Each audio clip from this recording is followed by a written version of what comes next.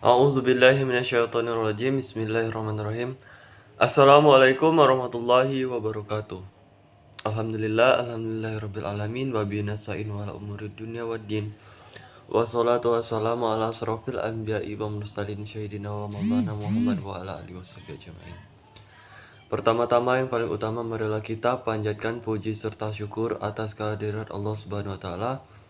Berkat rahmat dan karunia-Nya kita dapat belajar mata kuliah komunikasi organisasi pada pagi hari ini.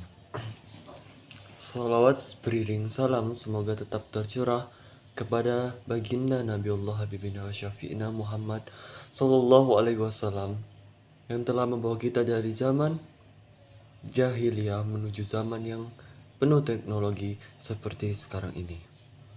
Baiklah yang terhormat Ibu Khairunisa Putri Ayuningsi, Magister Ilmu Komunikasi, dan teman-teman kelas KPE yang kami banggakan. Izinkanlah kami di sini sebagai pemakalah dari kelompok 10 yang beranggotakan saya sendiri, Tanzilal, dengan NIM 20305011166 bersama rekan saya, yaitu Wahyu Rizky Anugrah, dengan NIM 20305011152. Baiklah, makalah ini dengan judul Implikasi Perkembangan Teknologi Komunikasi dalam Organisasi, Tantangan dan Peluang. Pendahuluan. Latar belakang. Teknologi informasi telah berkembang dengan pesat dan menjadi semakin mudah diakses oleh masyarakat saat ini. Informasi telah menyebar melalui berbagai media, baik media cetak, koran, dan majalah, maupun media elektronik seperti televisi dan internet. Dalam 10 tahun terakhir, jumlah pengguna internet netter di dunia meningkat drastis. Tahun 2000, pertumbuhan pengguna internet dunia naik rata-rata 2% terhadap total populasi penduduk di dunia, dari 0,4 pengguna dari seluruh penduduk dunia. Kini telah hampir 60 kali lipat di tahun 2008. Internet World Start 2008. Ironisnya, tidak semua penduduk dapat mengakses internet sehingga terjadi kesenjangan teknologi informasi. Penetrasi internet baru 23,3% atau sekitar 1,5 miliar penduduk dari total keseluruhan jumlah penduduk dunia yang diestimasi sekitar 6 miliar jiwa. Internet Start 2008, Indonesia merupakan negara yang tak lepas dari perkembangan global internet. Hal ini dapat dilihat dari warung internet yang banyak bermunculan dan terintegrasinya sistem wireless di beberapa tempat seperti universitas maupun di tempat umum seperti pusat pembelajaran, kantor-kantor, bahkan di taman-taman. Hal ini merupakan salah satu indikator bahwa negara Indonesia merupakan negara yang terbuka terhadap perkembangan teknologi informasi. Selain itu, adanya desa digital antara lain mendukung perbaikan keamanan dan mempercepat perkembangan kesejahteraan sosial dan ekonomi. Sesuai dengan mode slow law, teknologi informasi akan meningkatkan efisiensi yang pada akhirnya meningkatkan pertumbuhan ekonomi. B. Mengatasi berbagai kesenjangan antara pusat dan daerah dalam mendukung suatu sistem yang lebih adil dan makmur. C. Meningkatkan akses informasi dan pengetahuan. D. Meningkatkan kemampuan sumber daya manusia. E. Mendukung proses demokrasi dan transparansi birokrasi. F. Membentuk masyarakat informasi. Rumusan masalah. Melihat kondisi kesenjangan digital yang timbul, penulis mencoba untuk merumuskan beberapa masalah yang nanti akan dicari solusinya agar berkurangnya kesenjangan hidup. 1. Bagaimanakah perkembangan pengguna jaringan internet di Indonesia? 2. Apa keuntungan, kelemahan, peluang, dan ancaman dalam menerapkan desa digital? 3. Bagaimana strategi yang dilakukan untuk mewujudkan dan mengembangkan desa digital? Tujuan penulisan. Adapun tujuan dari pembuatan karya tulis ini adalah 1. Mengetahui kondisi real perkembangan jaringan internet di Indonesia. 2. Mendefinisikan keuntungan, kelemahan, peluang, dan ancaman yang dan manfaat yang timbul dalam penerapan desa digital. Menjabarkan strategi yang tepat dalam mengembangkan desa digital. A. Layanan perpustakaan berbasis teknologi dan komunikasi. Dalam Undang-Undang Nomor 43 Tahun 2017, Pasal 22 Ayat 3 disebutkan, perpustakaan umum yang diselenggarakan oleh pemerintah, pemerintah provinsi, pemerintah kabupaten, kota, kecamatan, dan desa kelurahan mengembangkan sistem layanan perpustakaan berbasis teknologi, informasi, dan komunikasi. Kemudian dalam pasal 23 ayat 5 disebutkan perpustakaan sekolah atau madrasah mengembangkan layanan perpustakaan berbasis teknologi, informasi, dan komunikasi. Selanjutnya dalam pasal 24 ayat 3 perpustakaan perguruan tinggi mengembangkan layanan perpustakaan berbasis teknologi, informasi, dan komunikasi. Dalam pasal 42 ayat 3 kerjasama sebagaimana dimaksud pada ayat 1 dan peningkatan layanan sebagaimana dimaksud pada ayat 2 dilakukan dengan memanfaatkan sistem jejaring perpustakaan yang berbasis teknologi, informasi, dan komunikasi.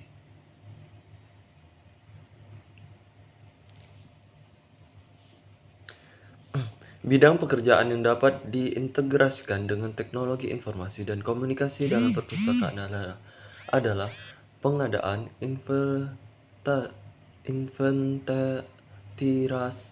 inventarisasi, kategorisasi, sirkulasi, bahan pustaka, pengelolaan anggota statistik, dan lain sebagainya.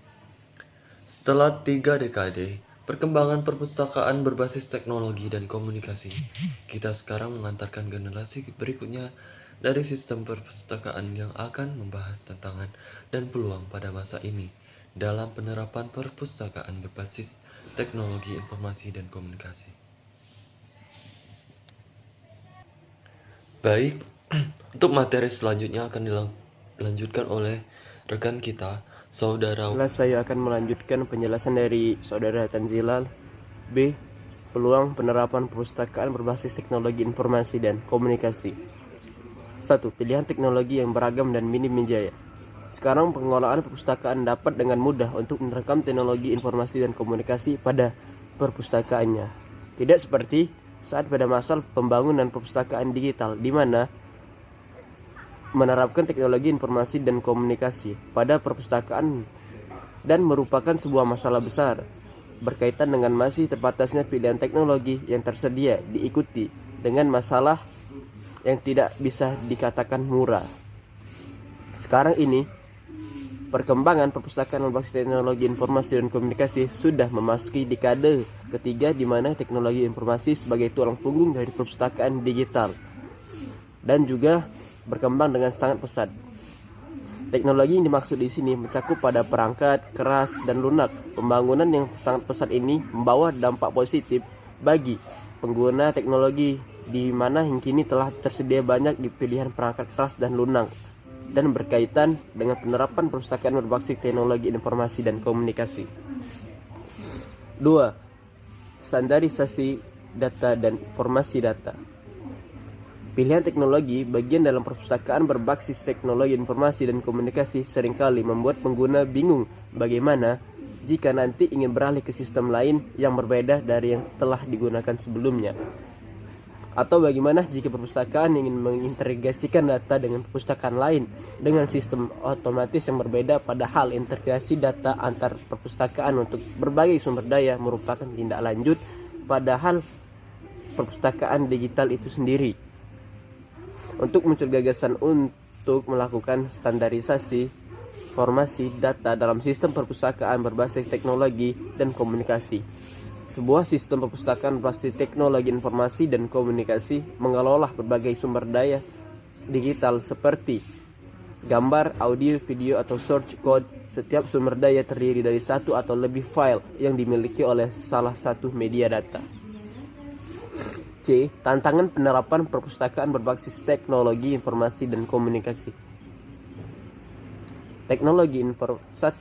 Perkembangan teknologi yang sangat cepat. Teknologi informasi dan komunikasi menjadi teknologi yang cepat berkembang dan memiliki peran penting vital terhadap masyarakat. Diawali dengan penemuan telegraf, di mana informasi terbatas. Kemudian dilanjutkan dengan penemuan radio, di mana informasi dan komunikasi untuk pertama kalinya dapat disebarluaskan secara real time, namun masih terbatas jarak, hingga penemuan telepon, di mana paradigma komunikasi jarak jauh yang pada masa awal perkembangan teknologi dan informasi masih hanya bersifat satu arah atau berubah dramatis menjadi komunikasi dua arah, sehingga memungkinkan dua orang dapat bertukar informasi dan berkomunikasi di saat yang sama. 2. Adaptasi manusia terhadap teknologi yang diterapkan. Perkembangan teknologi informasi dan komunikasi Indonesia dari tahun 2016 dinilai tak bergeming dibanding tahun 2015. Posisi Indonesia dalam ICT Development Index tetap pada tahun 2015 berada di posisi 115 dunia dengan nilai 3,86 dibanding negara lainnya di ASEAN. Posisi Indonesia terlihat jauh tertinggal. Hal tersebut dapat pada lapor ICT Development Index IDI 2016 yang diluncurkan International Telecommunication Union ITU atau disingkat ITU. Itu merupakan indikator pembangunan TIK yang dikeluarkan International Telecommunication Union. Indikator IDI terdiri dari 11 indikator yang dibangun dari 3 subbindeks yang meliputi kemajuan pembangunan infrastruktur TIK, ICT akses, penggunaan TIK, ICT news, dan keterampilan SDM, TIK, ICT skill. Untuk kawanan Asia Tenggara, Singapura berada di atas dibandingkan ASEAN lainnya dengan nilai 7,96 dan berada di posisi 20 dunia. Dan kecerdasan media Fox merupakan beberapa keterampilan yang perlu dimiliki oleh perkawanan sekarang ini, yaitu 1. Mampu menguasai teknologi informasi yang digunakan. 2. Mampu mengelola baik dirinya maupun layanan dimampunya. 3. Mengajar adalah keterampilan yang harus dimiliki oleh perpustakawan. Sekalian ini tidak berarti harus menjadi seorang pengajar layaknya seorang dosen dan lainnya. Bab 3. Kita lanjut ke bab 3, yaitu ialah penutup. Jadi kesimpulannya adalah menjalankan amanah Undang-Undang Nomor 43 Tahun 2007. Pengembangan perpustakaan berbasis teknologi informasi dan komunikasi mencakup banyak aspek di dalam perpustakaan. Aspek teknologi menjadi perhatian utama dalam penerapan perpustakaan digital karena penerapan teknologi menjadi pembeda antara perpustakaan berbasis teknologi informasi dan komunikasi dengan perpustakaan konvensional. Pengembangan perpustakaan berbasis teknologi dan komunikasi tidak bisa terlepas dari konsep perpustakaan konvensional yang telah jauh sebelum zaman ini.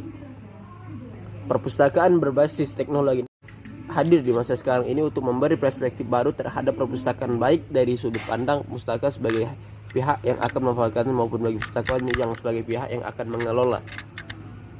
Hal ini yang perlu diperhatikan dalam pembangunan perpustakaan digital adalah kesepian infrastrukturnya, karena menjadi hal yang percuma ketika kita membangun perpustakaan berbasis teknologi informasi dan komunikasi yang mampu dengan sistem yang terkini namun tidak optimal dalam operasionalnya karena tidak mendukung infrastruktur yang memadai. Itu saja penjelasan dari saya dan penutupnya. Mohon maaf jika ada salah. Bu, saya masih di dusun, jadi masih terkendala video atau sinyal dan lainnya. Saya ucapkan terima kasih. Wabillahi taufiq wal hidayah. Assalamualaikum warahmatullahi wabarakatuh. Baik, itulah penyampaian materi dari kami selaku pemateri dari kelompok 10. Saya Tanzilal bersama rekan saya Wahyu Rizky Anugrah. Mohon maaf atas segala kekurangan dan kehilafan. Kepada Allah marilah sama-sama kita mohon ampun. Wabillahi taufiq wal hidayah. Assalamualaikum warahmatullahi wabarakatuh.